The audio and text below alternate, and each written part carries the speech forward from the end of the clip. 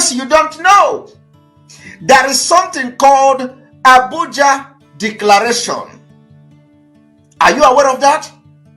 Are you aware of what is called Abuja Declaration? Islam in Africa organization. It was designed to eradicate in all its forms and ramifications all non-Muslim religion in member nation, such as Christianity. Are you aware of that? It is called Abuja Declaration. I want you to go and research on Abuja Declaration of 1989. That is the agenda. Today, the Abuja Declaration of 1989 already have completed its phase in Nigeria. And you are there telling me Simon Ekpa is preaching hate. To ensure only Muslims are elected to all political posts of member nation. Has this not been achieved in Nigeria? To ensure the appointment of only Muslim into strategic national and international posts of member nation. Have that not happened in Nigeria? Nigeria have appointed all Fulani to the United Nations. Simon Ekpa, the Prime Minister of the Biafra Republic government in exile, has exposed the reason why the Nigerian government shifted its headquarters from Lagos to Abuja, which is in the north. According to him, there is what is called Abuja Declaration of 1989, which is an Islamic agenda with the motives to Islamize Nigeria and allow only Islamic leaders to rule Nigeria. According to his words, in case you don't know, there is something called Abuja Declaration. Are you aware of that? Are you aware of what is called Abuja Declaration? Islam in Africa organization. It was designed to eradicate in all its forms and ramifications all non-Muslim religion in member nation, such as Christianity. Are you aware of that? It is called Abuja Declaration. I want you to go and research on Abuja Declaration of 1989. That is the agenda. Today, the Abuja Declaration of 1989 already have completed its phase in Nigeria, and you are there telling me Simon Ekpa is preaching hate.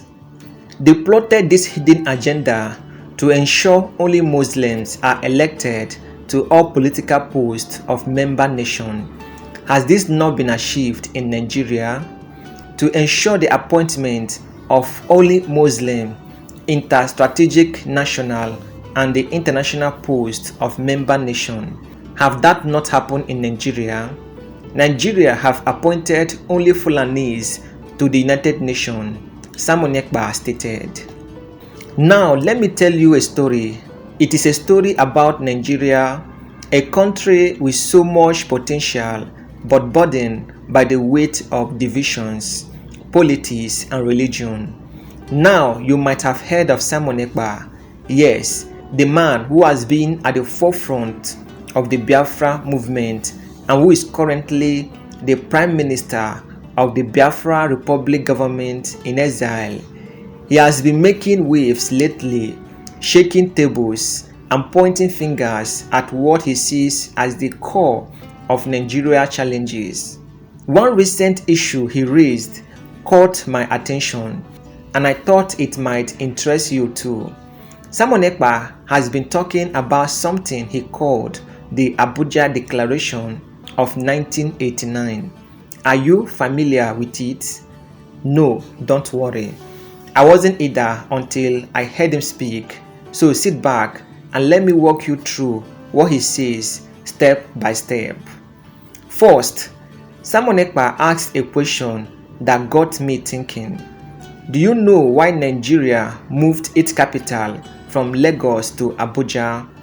If you are like most Nigerians, you will probably think it was because Lagos was overcrowded, chaotic, and couldn't handle being the capital anymore. That is what most of us have been told, right? But Simon Ekpa has a different explanation, and it is tied to this Abuja declaration he keeps talking about. According to him, Abuja wasn't chosen just because of its central location or because it was a neutral ground for all ethnic groups. No, Simon Ekpa believes there was a deeper, more strategic reason, an agenda as he calls it. And this agenda, he claims, is rooted in a plan to Islamize Nigeria. Now, here is where it gets really interesting. Simon Ekpa says there is a document called the Abuja Declaration, signed in 1989 under an organization called the Islam in Africa Organization, IAO. Ever heard of them? Apparently, this group was set up with a specific goal to spread Islam across Africa and to eliminate other religions, especially Christianity. Shocking, isn't it? Simon Ekpa didn't stop there. He went on to explain what this declaration entails.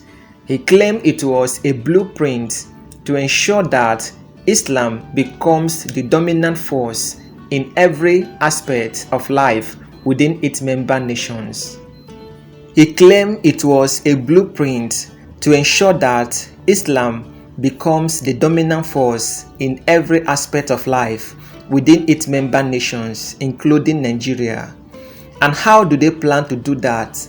By pushing policies and strategies to appoint Muslims to all key positions, political, economic, social, and even international roles. According to him, this isn't just some conspiracy theory. He urged everyone to go and research the Abuja Declaration of 1989. So let's take a deep back before we dive into Simon Ekpa's claims. Nigeria, as you probably know, is a land of immense diversity with over 200 million people, more than 250 ethnic groups, and a mix of religions, predominantly Islam and Christianity. It is a melting pot, but this diversity hasn't always been a blessing. Sometimes it feels more like a curse, with tensions simmering under the surface. Since independence in 1960, Nigeria has struggled to maintain a balance between its religion and people. The North, dominated by Muslims, has historically held significant political power. The South, with its predominantly Christian population, has often felt marginalized despite its economic contributions, especially through oil. The aspirations of groups like the Igbos in the southeast, who have long dreamed of a separate Biafran nation, and you can see why Nigeria feels like it is always on the brink of division. Now enter Simon Ekpa, a controversial figure to say the least. To some, he is a freedom fighter, championing the cause of the Igbos and exposing hidden truths. To others, he is a Rambo Rosa, stirring up trouble with wild claims. But whether you agree with him or not, you can't ignore him. Let's start with the move from Lagos to Abuja. Lagos was Nigeria's capital until 1991. It was the hub of everything: business, politics, and culture. But as the city grew, it became overcrowded, chaotic, and frankly hard to manage. The official reason for moving the capital to Abuja was to create a more neutral and centrally located administrative center. Abuja was planned to be Nigeria's Washington, D.C., a place where everyone, regardless of ethnicity or religion, can feel represented. But Simon Ekpa isn't buying it. He believes the move to Abuja was part of a larger agenda, a plan rooted in what he calls the Abuja Declaration of 1989. According to him, this wasn't just a geographical shift, it was a strategic move to consolidate power in the north, a region that is predominantly Muslim. Now let's talk about the Abuja Declaration. According to Simon Ekpa, this is a document signed in 1989 by an organization called the Islam in Africa Organization (IAO). The declaration, he says, outlines a plan to Islamize Africa with a specific focus on eradicating other religions, particularly Christianity. Simon Ekpa claims the declaration includes goals like ensuring that only Muslims are elected to political offices in member nations, appointing Muslims to key national and international positions, using education and media to spread Islamic values while sidelining other religions. It is a bold claim, isn't it? If true, it will mean that there is been a long-term coordinated effort to reshape Nigeria and perhaps other African countries into Islamic states. But here is the thing.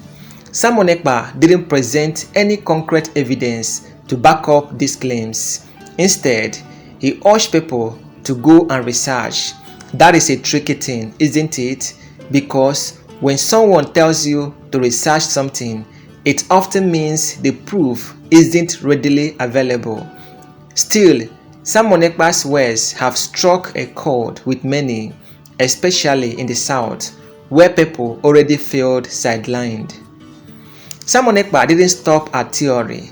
He pointed to what he sees as evidence of the Abuja Declaration's implementation in Nigeria. Let's break it down.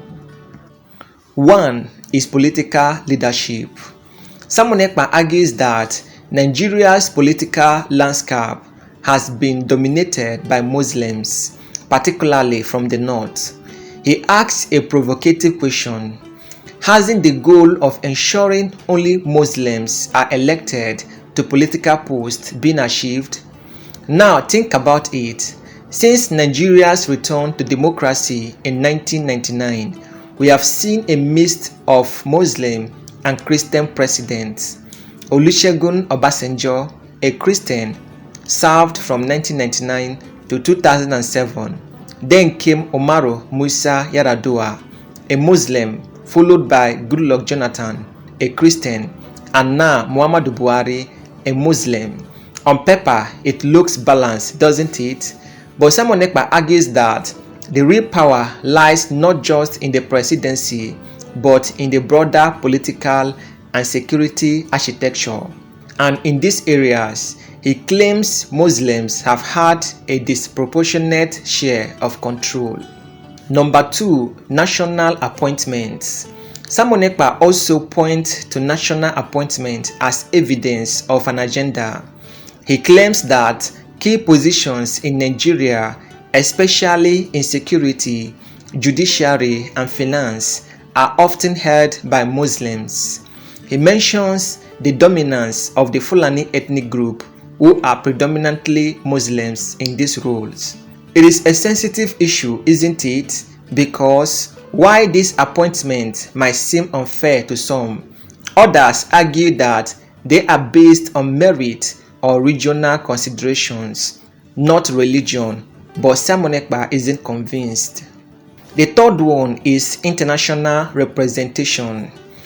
Finally, Simon Ekpa turns his attention to Nigeria's representation on the global stage. He claims that even at international organizations like the United Nations, Nigeria is often represented by Muslims. Again, he points to the Fulani dominance as evidence of a coordinated plan. Whether or not you believe Simon Ekpa's claims, one thing is clear. Nigeria is deeply divided. The North-South divide is real, and religion often fuels this division. In the North, where Islam is dominant, there is a sense of cultural and political superiority. In the South, where Christianity is prevalent, there is frustration over perceived marginalization. Simon Ekpa's narrative taps into this frustration, especially among the Igbos and other groups in the South. For them, his words aren't just about the Abuja Declaration, they are about a broader feeling of exclusion from Nigeria's political and economic power structures. Of course, not everyone agrees with Simon Ekpa. His critics argue that he is stirring up unnecessary tension in an already fragile country. They accuse him of spreading conspiracy theories and promoting division. Some even questions his motives. As a leader of the Biafra movement, Simon Ekpa has a vested interest in highlighting Nigeria's flaws by painting a picture of a country controlled by a secret Islamic agenda. He strengthened the case for Biafra's independence. But does that mean he is wrong? Not necessarily. Even critics admit that Nigeria's political system has long been plagued by favoritism and exclusion. The real question is whether these issues are the result of a deliberate agenda or simply the consequences of poor governance. Simon Ekpa ends his speech with a challenge: go and research the Abuja Declaration. He wants Nigerians to look beyond the surface and ask tough questions about their country's leadership and policies. But what do you think? Is there a secret agenda at play, or are Nigerians' problems simply the results of decades of mismanagement? Whatever the answer, one thing is certain: Nigeria's future depends on its ability to address these divisions and build a more inclusive society. As we wrap up this story, let's reflect on what it means for Nigeria. Whether or not you believe Simon Ekpa, his words highlight important issues. How do we ensure fairness in leadership?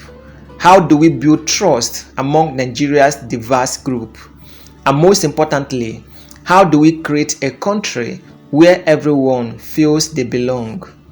These aren't easy questions, but they are worth asking, because at the end of the day, Nigeria's strength lies in its diversity, and if it can overcome a division, it has the potential to be one of the greatest nations on earth.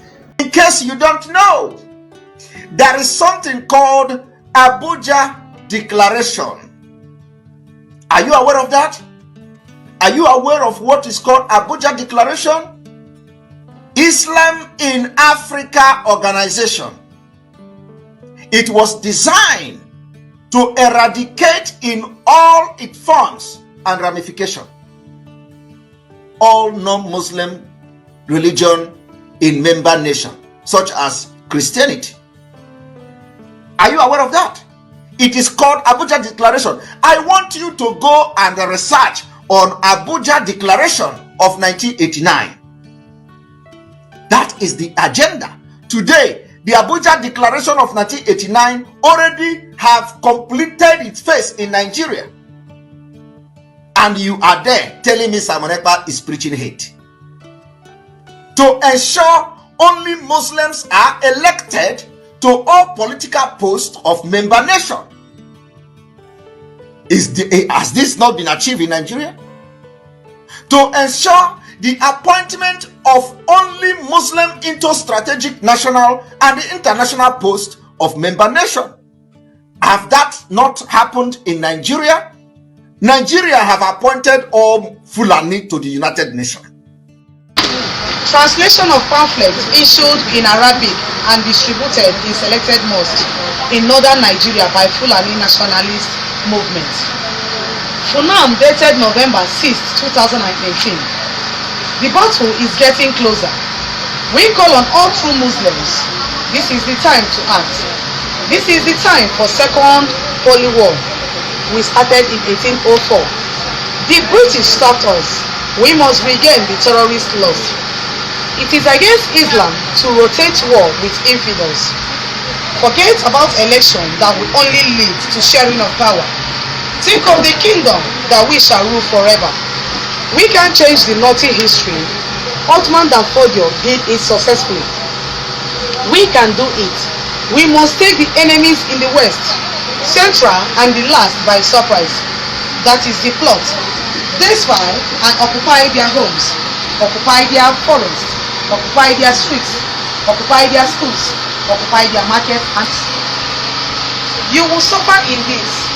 Rain and shade will fall on you, but heaven will honor you after the inevitable battles. Our task on the infidels must be total and overwhelming. We must begin by installing fear in them, weaken their resolve through kidnaps, brutal rapes, making it difficult for them to farm and subdue them before the war.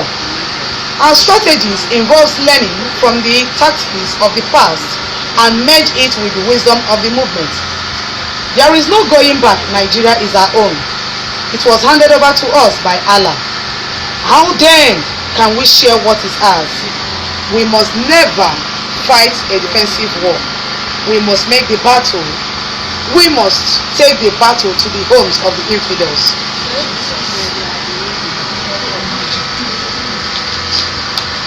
We must use everything that we have, whether you are a boy, a lady, a man or a woman.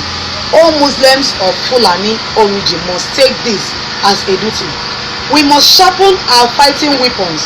Everything is a weapon. Your kada, your knives, your hands, the trailers you drive, the tankers with fuel, food you sell, the house of the infidels that you guide. Study very well and wait for our order.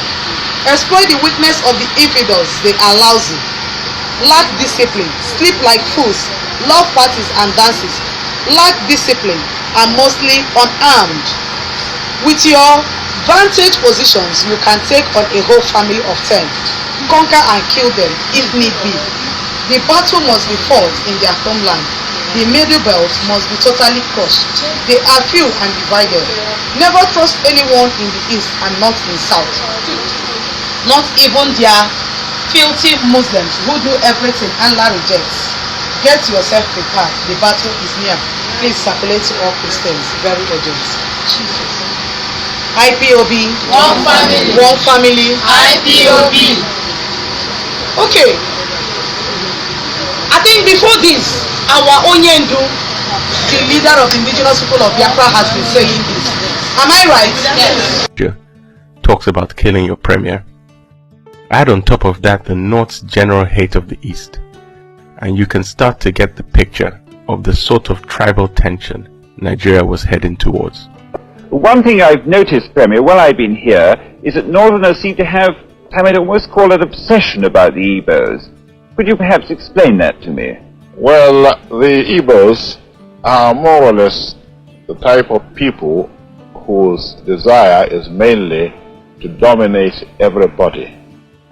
If they go to a village, to a town, they want to monopolize everything in that area. If you put them in a labor camp as a laborer, within a year they will try to emerge as headman of that camp, and so on. Well, in the past, our people were not alive to their responsibilities, because you can see from our northernization policy that in 1952, when I came here, there weren't 10 northerners in our civil service here. Then I tried to have it northernized, and now all important posts are being held by northerners. Is this policy of filling all key posts in the North solely with Northerners and not with other Nigerians a temporary or permanent one? In actual fact, what it is a northerner first. If you can't get a northerner, then we take an expatriate like yourself on contract. If we can't, then we can employ another Nigerian, but on contract too. This is going to be permanent, I should say, as far as I can foresee, because it will be rather dangerous to see the number of boys who are now turning from all our learning institutions, coming out with having no work to do. I'm sure whichever government of the day might be, it will feel rather embarrassed, and it might even lead to bloodshed. Doesn't this damage the idea, sir, of all people in all regions in Nigeria being fellow citizens of one country? Well, it might, but you are, I mean, new to our region, but how many northerners are employed in the east or in the west? The answer is no. And if there may be 10 laborers employed only in ibe bụ ndị inyom ololi ibe gaje bale wiwe maka ibe ndị Hausa na-emebe because abụgo bunu so bale wiwe maka ibe ndị Hausa na-emebe maka bigala ego ololi mgbe ya avụ la ndị Hausa lembe lata ibe bakọgbu so ibe beline batabuge so oya bibe vale wiwe ya buli bonye ọgụ la olube ibuli iwele webe maka rice ba igboloba rice ba ndu Fulani achigo nama bịa tagbuo ye so bugale gwololimbo te ma peuka ivula ndị Hausa ndu Fulani kabalo lata idente lata jiso ilenya teba ndu aline bu ndu ololi nyomo ololi bibe gaje makara gi ile ni be ba bebu bezebe bofuma ile ni be ba bebu lekwo iya bi be ba leku banyele supposed to be you that is going for wedding and charge ego the churches in Obodo Oyibo in America here. Father, I want to come today or megi baptism, megi hobna 5 minutes in ago. What the lie joke? No be them bring those things for us. Bachalo na anyono. Can you go can you I am not happy. Tell that Reverend Father to tell congregation that we are voting, that he remain 5 days to stop voting.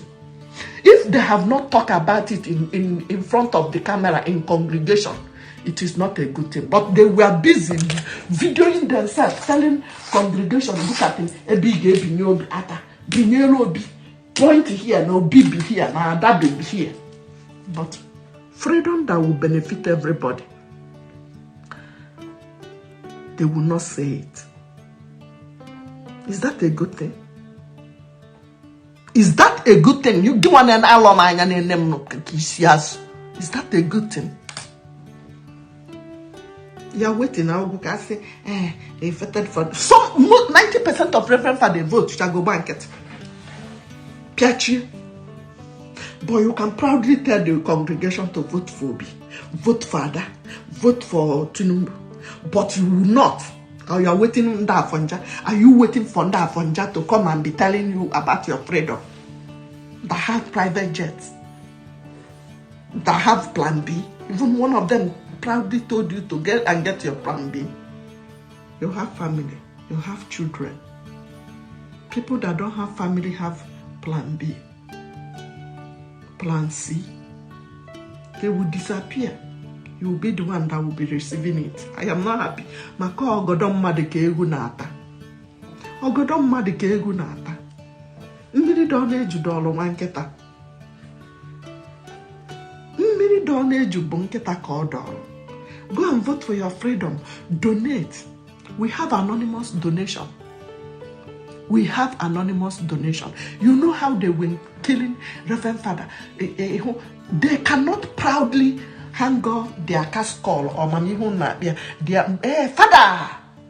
Republic, government in exile, Simon Ekpa, following recent developments in Finland. On Thursday, 21st, 2024, Finnish authorities detained Prime Minister Simon Ekpa in Lahti on allegations of public incitement to commit a crime with purported terrorist intent. However, according to a detailed report from MTV Uutiset, Crime Commissioner Otto Hiltunen, who is leading the investigation, clarified that the ongoing inquiry has revealed no reason to suspect any connections to terrorist organizations. This statement directly refutes attempts by the Nigerian government to label the indigenous people of Biafra, IPOB, and the Biafra Republic government in exile as terrorist entities. It is essential to highlight that neither the European Union nor Finland has classified IPOB or the government in exile as terrorist organizations. Prime Minister Simon Ekpa, a respected political leader and advocate for the self-determination of Biafrans, continues to lead the government in exile with a commitment to peaceful and legal efforts aimed at achieving independence for the Biafran people. Despite efforts to undermine his leadership, he remains a symbol of resilience and determination for millions of Biafrans around the world. The Nigerian government has historically accused IPOB of violence, but these claims remain unverified, particularly concerning the Prime Minister's role. Instead, the Biafra Republic government in exile has consistently emphasized its dedication to democratic principles, rule of law, and non-violent advocacy for freedom. This recent development highlights the challenges faced by self-determination movements and leaders advocating for justice and equality. The arrest of Prime Minister Simon Ekpa has drawn international attention, with supporters worldwide condemning the suppression of the Biafran cause and calling for transparency and justice. We encourage our viewers to verify this report through MTV Utis. But first, a quote, trigger-happy approach to crowd control. That's according to Amnesty International, which has released a damning report against the Nigerian military. The NGO accuses the country's security forces of killing at least 150 pro-Biafra protesters since August last year. Demonstrators have been calling for an independent state for Nigeria's Igbo people in the country's southeast. The army has shut down and denied the allegations. Well, for more on this story, let's cross to our correspondent in Abuja, Chika Ojua. Chika, a very good evening to you. What more can you tell us about these very serious allegations? Well, the report that was released today by Amnesty International is quite chilling. It's a comprehensive analysis. Even the title of the report alone says everything. It's called Nigeria, Bullets Were Raining Everywhere. And Amnesty International basically compiled evidence. They compiled videos, photographs, different accounts. They spoke to over 200 people who were on ground at many of these protests. And of course, the protests that we're referring to are supporters of Nigerians who want to create a new state called Biafra. And of course, this document, this report actually talks about how the protest escalated at several times and actually accuses the Nigerian military of leading a campaign to squash this movement to crack down on civilian Nigerians who are demanding some sort of change. So that's really what the report is all about. It also talks about people who were killed as far as being tortured. Some people are still in detention. It also quotes a man, 26-year-old, who says that a soldier pushed him into a gutter and poured acid on him. So it's a very shocking, chilling report that Nigerian government is having to face. And tell us a bit more about the pro-Biafra movement and what is behind the recent resurgence. Well, the movement is more than 50 years old now. Of course, people from southeastern Nigeria, the Igbo people, they declared their own state in 1967, and that actually led to the Nigerian Civil War, which is also known as the Biafra War. After the war, more than 1 million people were left dead. This is the end of our news update. Please click the icon on the top right corner of your screen to watch my next video. You will enjoy it. I will see you again in my next update. Enjoy the rest of your day. Goodbye for now.